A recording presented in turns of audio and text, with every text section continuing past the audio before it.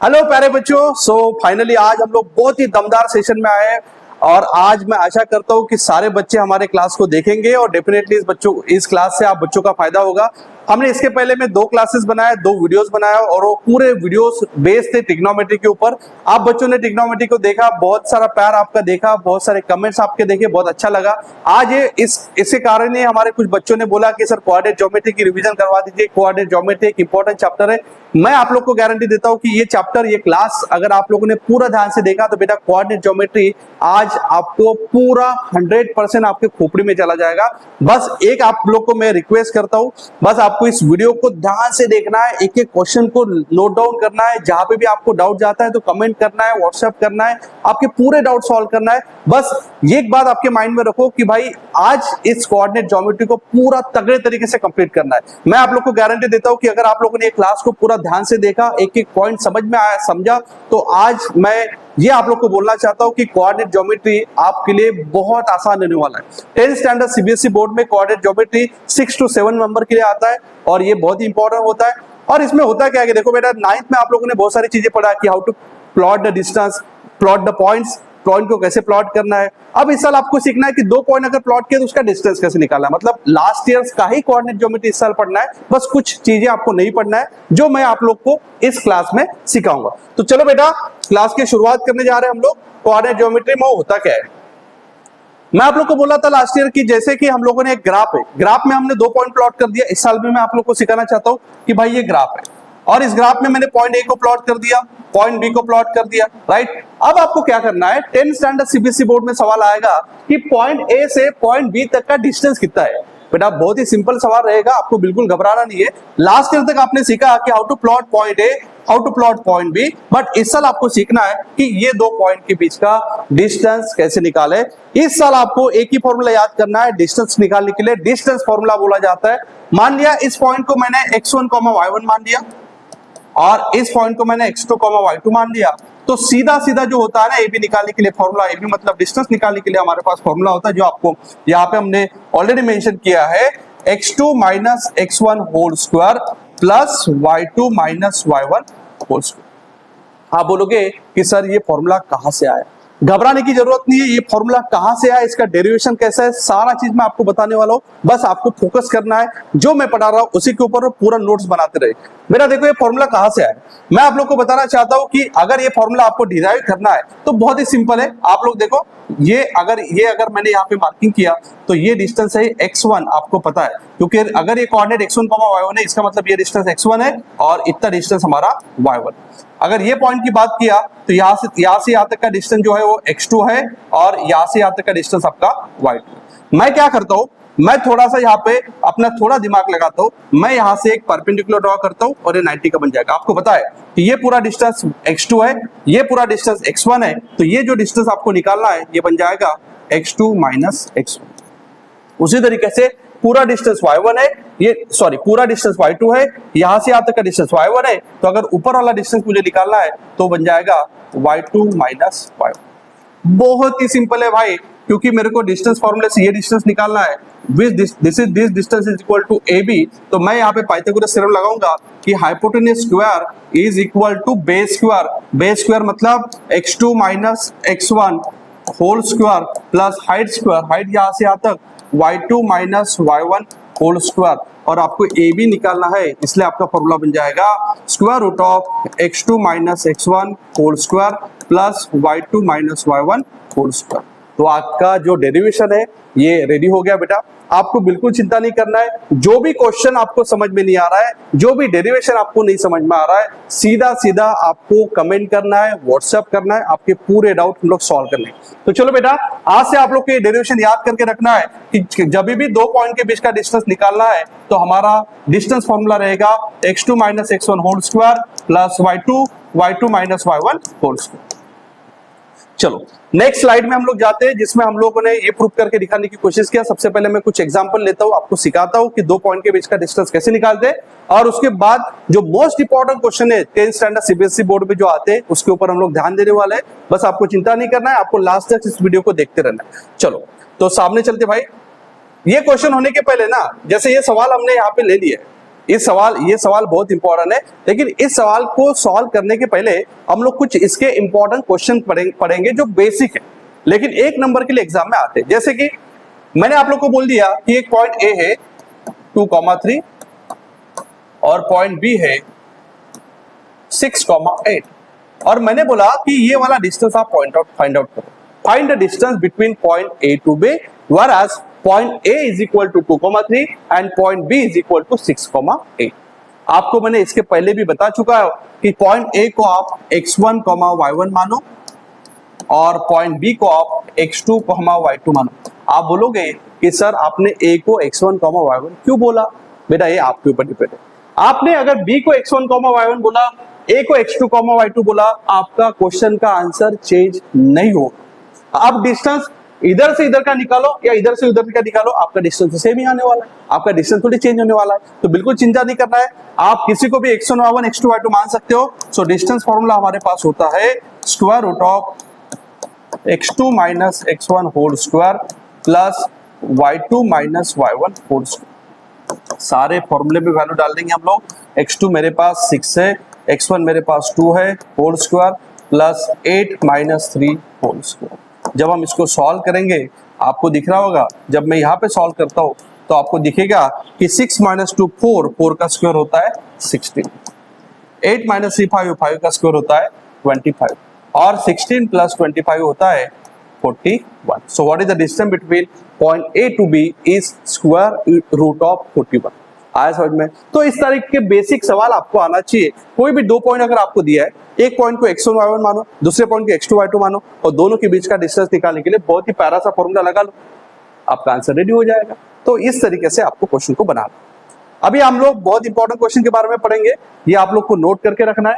अब हम लोग जो आपको टॉप पे दिख रहा है ये सवाल बहुत ज्यादा इंपॉर्टेंट है, इसके ऊपर हम लोग ध्यान देंगे। आपको इस सवाल को पूरा नोट करना है। हम लोग अभी नेक्स्ट सवाल बनाएंगे। सब लोगों ने या तो आप स्क्रीनशॉट ले लो, मैं नेक्स्ट सवाल बनाने की अभी कोशिश करूंगा।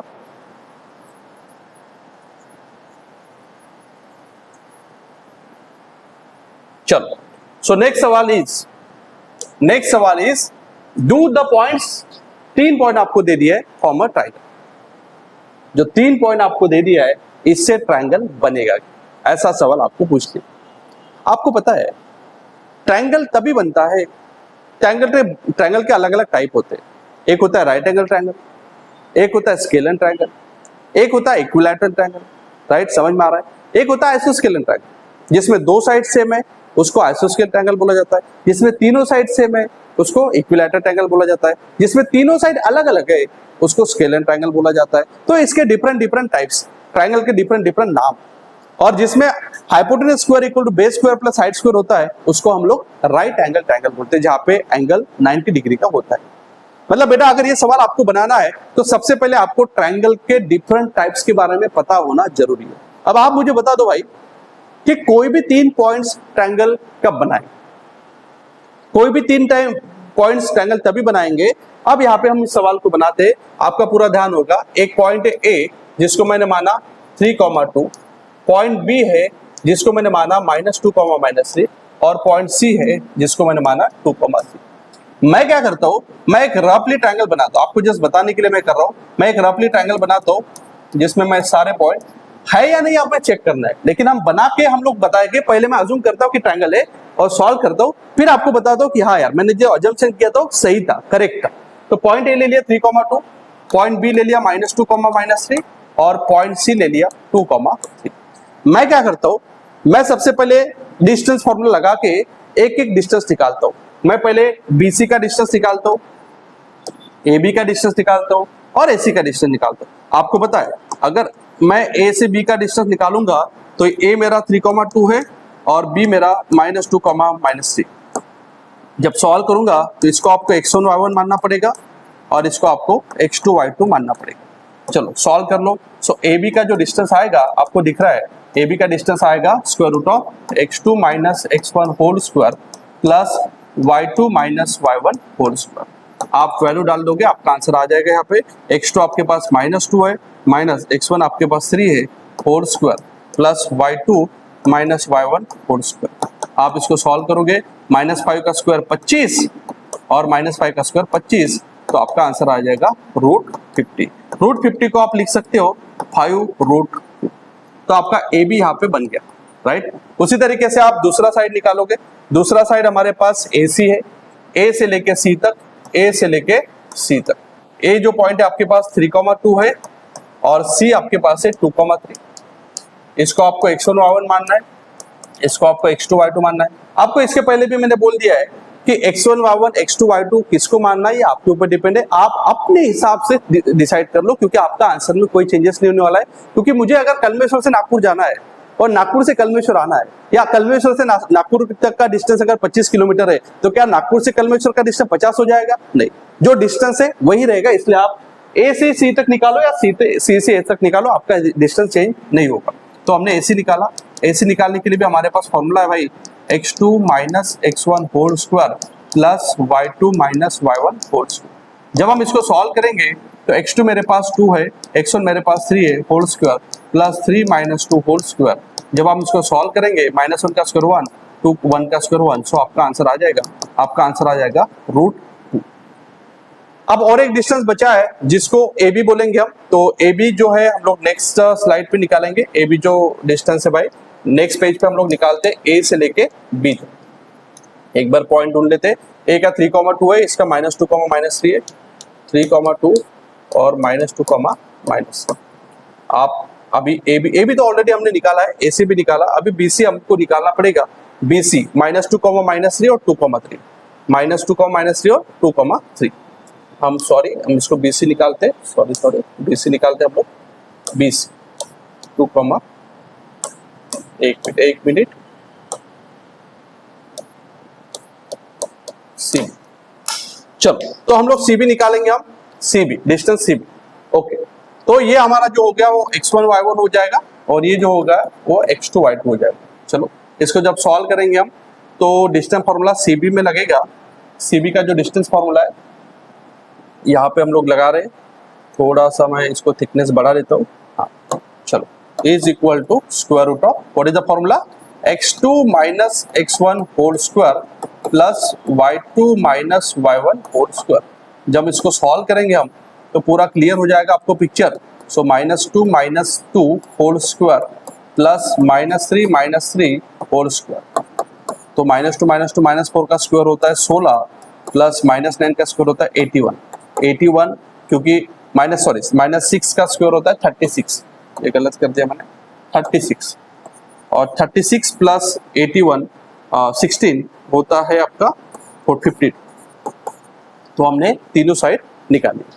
मैं आपको ये यहाँ पे बताना चाहता हूँ कि हमने तीनों साइड निकाला, तीनों साइड अलग अलग आ रहा है। इसका ये मतलब हो रहा है कि ये ट्रायंगल बनेगा और इस ट्रायंगल का नाम रहेगा स्केलन ट्रायंगल। क्या नाम रहेगा? Scalene triangle, because all three sides are different, because distance between all three sides are different. तो ट्रायंगल तो बनेगा, लेकिन उस ट्रायंगल का नाम रहेगा स्केलन ट्रायंगल। कौन सा ट्रायंगल? स्केलन। अगर दो साइड इक्वल आ जाते हैं और एक साइड अगर डिफरेंट होता तो हमने बोला रहता आइसोस्केल ट्रायंगल। अगर तीनों साइड इक्वल आ जाते तो बोला रहता इक्विलैटरल ट्रायंगल। तो इस तरीके से आपको इस सवाल को बनाना, सामने में जो कंक्लूजन रहेगा आपको उसी तरीके से लिखना है कि ऑल थ्री साइड्स लिखोगे A B is equal to B C is not equal to BC is not equal to AC. Therefore, points ABC form a triangle called as scalene triangle. आपका यहाँ पे सवाल खत्म हो जाता है। आप देख लो, name of the type of triangle form. तो हमने क्लियर कर दिया कि यहाँ पे तीनों का आंसर √50 आ रहा है, दूसरे का √2 आ रहा है और तीसरे का √52 आ रहा है। इसका मतलब तीनों डिस्टेंस अलग अलग आ रहे हैं। तो ट्रायंगल तो बनेगा, बट उस ट्रायंगल का नाम रहेगा स्केलन ट्रायंगल। आपको पता है कि भाई जब तीनों साइड इक्वल हो जाते हैं तो इक्विलैटरल ट्रायंगल बनता है, जब दो साइड इक्वल हो जाते हैं तो आइसोस्केल ट्रायंगल बनता है, जब तीनों साइड डिफरेंट होता है तो स्केलन ट्रायंगल बनता है। याद रखो। चलो नेक्स्ट सवाल के ऊपर जाते हैं हम लोग। ये एक सवाल और आ गया भाई, are the vertices of square. आपको पता है स्क्वायर तभी बनेगा जब चारों साइड इक्वल हो जाएगा। आपको सेम कॉन्सेप्ट, सेम फॉर्मूला यहाँ पे अप्लाई करना है। चारों साइड इक्वल दिखाना है, राइट एंगल दिखाना है, उसके बाद ही हम लोग बोलेंगे कि भाई ये जो है ये स्क्वायर है। आपको पता है, मैं यहाँ पे स्क्वायर को बना लेता हूँ। आपको पता है इसको स्क्वायर बोला जाता है। ये थोड़ा रेक्टेंगल टाइप दिख रहा है भाई, लेकिन ये स्क्वायर ABCD नाम में देता हूँ। चारों पॉइंट्स को मैं यहाँ पे प्लॉट करता हूँ। ये है 1,7, ये है 4,2, ये है -1, और ये है मेरा -4,4। और मैंने ये क्लियर करवाना चाहता हूं कि इसका जो नाम रहेगा इस वर्टाइसिस ऑफ स्क्वायर रहेगा, तो इसके पहले हम लोग को क्या करना पड़ेगा, अगर इसको वर्टाइसिस ऑफ स्क्वायर दिखाना है तो आपको पहले चारों साइड का डिस्टेंस निकालना पड़ेगा। चलो हम लोग डिस्टेंस निकाल लेंगे। इसके पहले भी हम लोगों ने क्वेश्चन किया है, हम डायरेक्ट यहाँ पे अभी करते, डायरेक्ट फॉर्मूला लगाएंगे। Formula is x2 - x1 whole square plus y2 - y1 whole square. Formula जब हम लगाएंगे आपका पूरा ध्यान क्लास में ही रहेगा। ऐसी मैं आशा करता हूँ कोई बच्चा ऐसा नहीं कि मोबाइल लेके ऐसा बैठा है मम्मी पापा के सामने और इधर इधर कहीं और ध्यान उसका भटक रहा है। ऐसे बच्चों का करियर नहीं बनेगा, ऐसे बच्चों का रिजल्ट नहीं आएगा। बेटा आप लोग अगर हमारा वीडियो देख रहे हो तो पूरा ध्यान देते हुए, मतलब पूरा दिमाग जो है उस वीडियो में रहना चाहिए। आपको बस एक ही चीज दिखना चाहिए, आपको बस राहुल सर दिखना चाहिए, आपको बस बुक दिखना चाहिए, आपको बस नोट्स दिखना चाहिए। और दिमाग में अगर आपके ख्याल आ रहे होंगे इसका मतलब है कि भाई आप 10th में उतने सीरियस नहीं हो। बेटा हम लोग 10th की पढ़ाई करें, कोई मजाक नहीं करे, तो बिल्कुल ध्यान देते हुए काम करना है। क्योंकि अगर हम लोग यहाँ पे मेहनत करें तो आप लोग का भी एक जिम्मेदारी बनती है कि हमारे सर लोग अगर हम मेहनत करके हमें पढ़ा रहे तो डेफिनेटली आप लोग भी उसी तरीके से सीरियस बन के पढ़ना चाहिए। चलो बेटा इस वीडियो को हम लोग कंटिन्यू करते हैं, हम क्लास को कंटिन्यू करने जा रहे हैं। x2 मेरा यहाँ पे अगर इसको x1 y1 माना, इसको x2 y2 माना तो x2 बन जाएगा 4 और x1 बनेगा 1 होल स्क्वायर और y2 बनेगा 2 - 7 होल स्क्वायर। अगेन इसको जब हम सॉल्व करेंगे तो आपको दिख रहा होगा 4 - 1 3 का स्क्वायर होता है 9 प्लस 2 - 7 होता है -5 का स्क्वायर होता है 25। 25 और 9 अगर हम लोगों ने देखा तो 25 और 9 होता है 34। तो हमने ये वाला जो डिस्टेंस निकाल दिया है वो बना √34। आप लोग को एक एक डिस्टेंस निकालना है, बहुत ही चिल्लर है, आपको चिंता नहीं करना है, बहुत ही चिल्लर सवाल है। आपको क्या सीधा सीधा स्क्वायर बनाना है। स्क्वायर तभी बनेगा जब सारा डिस्टेंस इक्वल हो जाएगा। तो बस डिस्टेंस इक्वल निकालो, आपको स्क्वायर बन जाएगा। बट इसमें एक टेक्निक होता है कि डिस्टेंस इक्वल तो सर रोम्बस में भी होता है, तो स्क्वायर किसको मानेंगे? आपको पता है कि भाई स्क्वायर में जो होता है ना डायगोनल बाइसेक्ट होता है। तो आपको ये सब चीजें ध्यान में रखना है। डायगोनल बाइसेक्ट होता है, डायगोनल इक्वल होता है, डायगोनल अलग होते हैं, सब आपके दिमाग में होना चाहिए जब भी हम सवाल को बना रहे हैं। चलो दूसरा हम BC निकालते हैं। BC के लिए भी same formula, square root of x2 - x1 whole square plus y2 - y1 whole square. सारा वैल्यू हम डाल देंगे, आंसर निकाल लेंगे। x2 मेरे पास ये x1 y1 मान लो, ये x2 किसी को भी आप मान सकते हो। x2 मेरे पास -1 है, x1 मेरे पास 4 है whole square plus y2 - y1 whole square. जब इसको सॉल्व करेंगे सो -5 का स्क्वायर 25 और -3 का स्क्वायर 9, तो इसका भी आंसर आएगा 34। आपको दिख रहा होगा कि हम हमारे लक्ष्य तक जा रहे हैं, पहुंच रहे हैं, क्योंकि हर एक डिस्टेंस का आंसर √34 आ रहा है। तो ये भी डिस्टेंस √34 हो गया। अगेन हम लोग अभी CD निकाल लेंगे। CD यहाँ पे निकालते हैं हम लोग बेटा CD। चलो CD निकाल लेंगे। सेम फॉर्मूला भाई, सेम फॉर्मूला x2 माइनस, लेकिन आपको बहुत प्यार से लिखना पड़ेगा क्योंकि आप बोर्ड में लिखने जा रहे हो बेटा। कोई आप एंट्रेंस की तैयारी नहीं कर रहे हो, अभी आपका बस बोर्ड की तैयारी करने का मन होना चाहिए। एंट्रेंस की तैयारी हम अगले साल से करेंगे। सो इसको अगर x2 y2 माना तो इसको x1 y1 मान लो, कोई प्रॉब्लम नहीं है, आप किसी को भी मान सकते हो। चलो सो -1 माइनस ये -1 हो गया, माइनस से लो फॉर्मूले का, और ये -4 है तो माइनस माइनस बन जाएगा +4। आपको ये चीज आपको ध्यान में रखना है कि माइनस में आ रहा है कि प्लस में आ रहा है। y2 है मेरे पास -1 -4, सो -1 -4 का होल स्क्वायर। ये बन जाएगा 3 का स्क्वायर 9 और ये बनेगा -5 का स्क्वायर 25। इसका भी आंसर आएगा √34। आपको दिख रहा होगा कि इसका भी आंसर कितना है, बोलो √34। अगेन हमारा लास्ट में एडी बचा है। एडी में आपको इसको अगर x1 y1 माना तो इसको आप x2 y2 मान के सॉल्व कर लो, कोई प्रॉब्लम नहीं है। आप किसी को भी x1 मानो, किसी को भी x2 मानो, आपका आंसर चेंज नहीं हो। चलो तो x1 है आपके पास, x2 आपके पास है 1 माइनस ऑफ x1 आपके पास है -4 माइनस माइनस +4 का होल स्क्वायर प्लस y2 आपके पास है 7 माइनस y1 आपके पास है 4 होल स्क्वायर। जब इसको सॉल्व करेंगे सो 4 + 5 का स्क्वायर 25 और 7 - 4 3 का स्क्वायर 9, तो आपका आंसर आएगा √34। यहाँ से क्लियर हो रहा है इस सवाल में सारा डिस्टेंस जो है चारों साइड का वो इक्वल है। और आपको पता है कि जब चारों साइड का डिस्टेंस इक्वल आ जाता है तो हम उसको स्क्वायर नहीं बोल सकते। स्क्वायर फॉर्म में आ रहा है, क्वेश्चन स्क्वायर फॉर्म में आ रहा है, लेकिन हम डायरेक्ट उसको स्क्वायर नहीं मानेंगे। आप बोलेंगे सर इसको स्क्वायर क्यों नहीं मानेंगे? क्योंकि स्क्वायर देखो चार साइड इक्वल रोम्बस में भी होता है, चारों साइड इक्वल स्क्वायर में भी होता है, राइट। अब यहाँ पे कंफ्यूजन बढ़ रहा है कि स्क्वायर किसको मानेंगे। जब चार साइड इक्वल आ रहे तो रोम्बस भी बन सकता है, स्क्वायर भी बन सकता है। बट आपको पता है दोनों में थोड़ा सा फर्क, क्योंकि चारों साइड चारों एंगल 90 डिग्री स्क्वायर के भी होते हैं, चारों एंगल 90 डिग्री रोम्बस में भी होते हैं, पर दोनों में इतना ही फर्क है कि स्क्वायर में डायगोनल इक्वल होते हैं। आपको यही कॉन्सेप्ट याद रखना है कि यहाँ पे आपको अगेन डायगोनल निकालना है, आपको एक बार AC निकालना है, आपको एक बार BD निकालना है। समझ में आ गया? चलो AC निकाल लेते और एक बार BD निकाल लेते, फिर हम लोग डिसाइड करेंगे कि ये स्क्वायर है या रोम्बस है। अगर डायगोनल भी इक्वल आ रहे तो हम उसको स्क्वायर मानेंगे, डायगोनल इक्वल नहीं आ रहे तो उसको रोम्बस मानेंगे। चलो तो AC निकाल लेते बेटा, AC। चलो AC निकाल लेते, AC same formula x2 minus x1 whole square plus y2 minus y1 whole square, 1 7 और -1 A आपके पास 1 7 है